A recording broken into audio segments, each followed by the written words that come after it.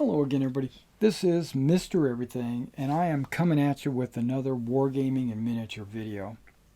In today's video, we're going to continue on with our Battlegroup boot camp videos.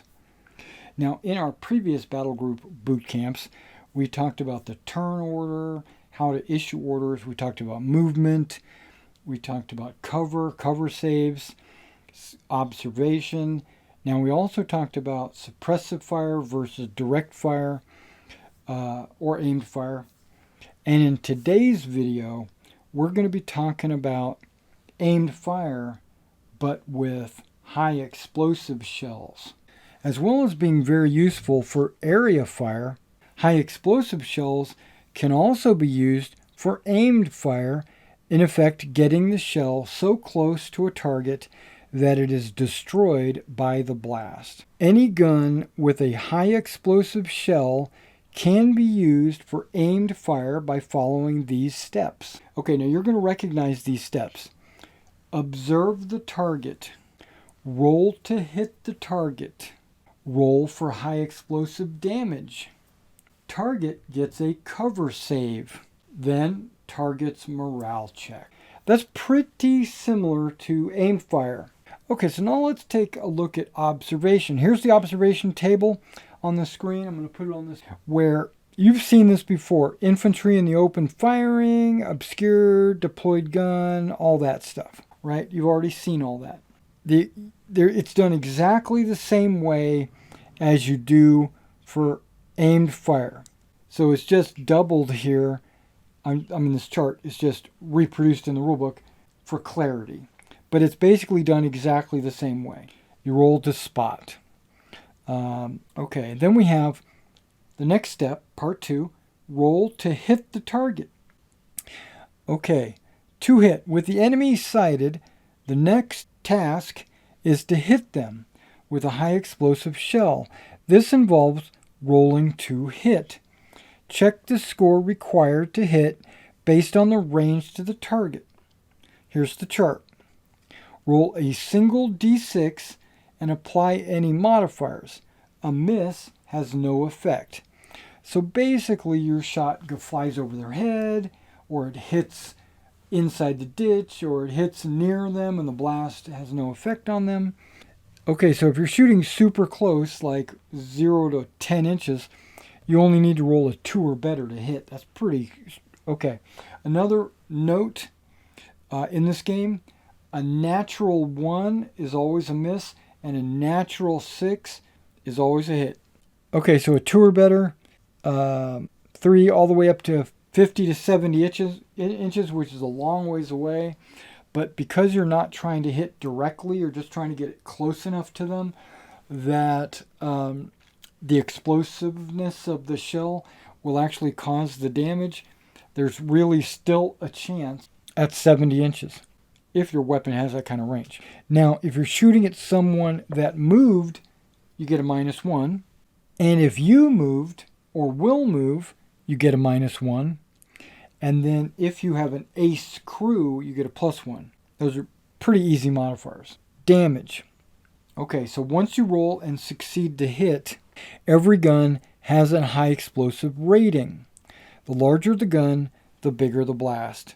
Naturally, if a hit is scored, check the gun's HE rating given in 2 figures, such as 4-4 or a 6-4 or whatever.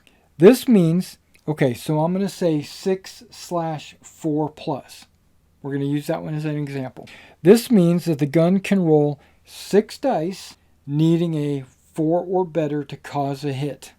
In the last video, we talked about medium mortars. Medium mortars had a 4-4 HE rating, which means they would roll 4 dice looking for a 4 or better. Light mortars, 3-5, they roll 3 dice, but they're trying to get a 5 or better, which is a harder chance to do damage. Damage to infantry, so like if this guy fired HE at, right? Each hit rolled requires the target unit to make a cover save. So if I roll 6 dice and they're all 4s or better, that would mean that 6 hits were scored, and so they would have to make 6 cover saves. Infantry cannot use the fallback rule against high explosive damage, as there is no chance to react. And then we have damage to deployed guns. So maybe this guy is firing HE at that guy. Each hit rolled requires the crew to make a cover save, just like infantry. Instead of the hit, if any of the damage dice were a 6, then the gun itself must make a cover save or be destroyed. Let's say this has a 6-4. I don't think it does, but let's just say it has a 6-4. And I roll that, right? Plus one more die. All right, I accept. Let's say I roll that. Well, these two are not 4s or better, so they would not be hits, right? These two would go against the crew, right? And these, because they were 6s, would go against the gun. So the gun would have to make 2 cover saves or be destroyed. And if it passes, the crew need to make 2 cover saves. And if they fail, 2 of the crew would be killed. Now, if it's a soft vehicle, like a Jeep or something like that, or a truck, each hit rolled requires the target vehicle to make a cover save or take a hit. Extra damage will be passed on to any transported troops as for small arms fire. And then damage to armored vehicles. The standard high explosive rating is not used against armored vehicles. Instead, each HE shell also has an armor penetration value listed. So, like I said, that remember that those mortars, light has a 1, medium has a 2, and heavy has a 3. That's their armor piercing value. But cannons will have a different HE shell value. And you cross-reference the HE shell's armor penetration against the target's armor value, just as you do in armor piercing. And that's the next video, armor piercing. So basically, it just turns into an armor piercing. There are some guns that don't have armor piercing. They only fire HE, like an infantry gun per se, or maybe a 75mm howitzer. It can still shoot at a tank with an HE, but it has to use the armor piercing value of that HE shell. Okay, cover save. Each hit rolled, the target unit must make a cover save. We got that. The cover save is exactly the same as for area fire. So that's the same as what's on this table here. It's the same, and it's repeated here in the book for clarity. And for each failed save, remove a model. Now remember, note, against aimed fire, you make a save against each hit and not just one for the unit like in area fire. Okay, morale test. Last step, step 5. The target unit might then be requested to make a morale test. We'll check that out in the morale section when we get to it. But suffice it to say that any casualties automatically cause a morale check. Okay, and it gives me an example. And I'm going to read it verbatim. That way there's no misunderstanding. Example of aimed fire with high explosive shell versus infantry. A German Tiger tank opens up with high explosive shells at a Russian infantry squad 19 inches away. First, it must observe the infantry who were in the open and fired last turn. So, infantry in the open firing 2+. The dice roll required is 2+. It is passed. Next, the Tiger rolls a to hit. At 19 inches, it requires a 3. The infantry are static in the open, but the Tiger moved, so it requires a 4. A 6 is rolled and the shell hits. Okay, the Tiger's 88 is rated as 4-3. It's actually listed 4/3 plus, so that kind of lets you know you roll 4 dice and you're looking for a 3 plus.